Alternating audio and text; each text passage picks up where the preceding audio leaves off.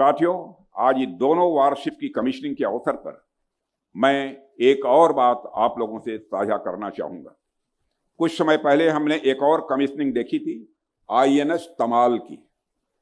वह एक multi role stealth frigate है जिसे रूस में बनाया गया और हाल ही में कुछ समय पहले उसे भारतीय नौसेना में शामिल किया गया।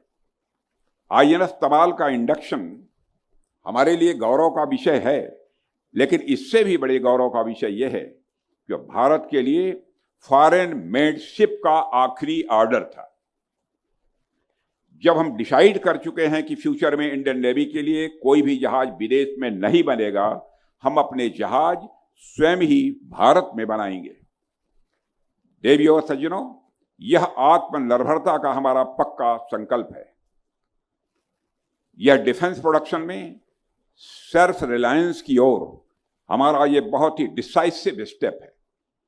आईएनएस उदयगिरी और आईएनएस हिमगिरी उसी संकल्प का प्रमाण है, मैं यह मानता हूं।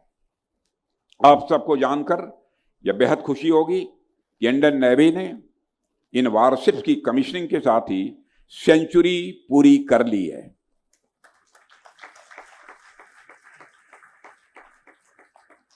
देवियों और सज्जनों, उदयगिरी भारतीय नौसेना के वारशिप डिजाइन ब्यूरो द्वारा स्वदेशी रूप से डिजाइन किया गया यह 100वां यह शिप है।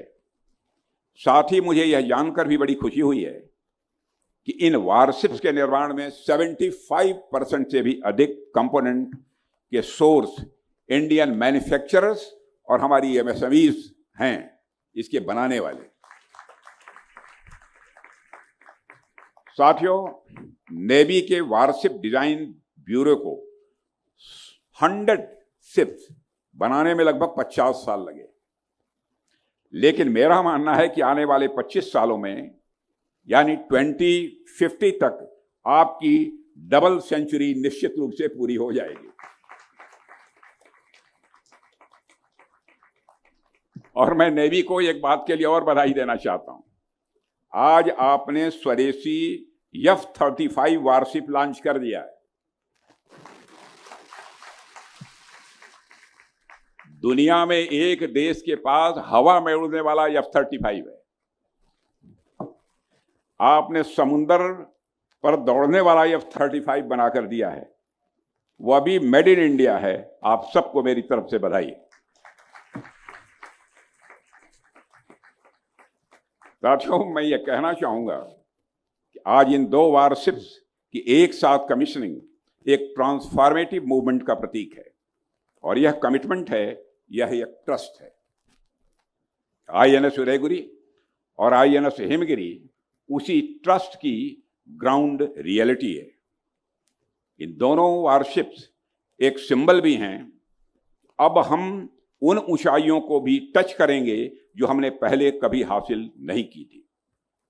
मुझे पूरा विश्वास है इंडियन नेवी और इंडियन डिफेंस इंडस्ट्री दोनों मिलकर इस हमारे सपने को, इस ड्रीम को पूरा करेंगे।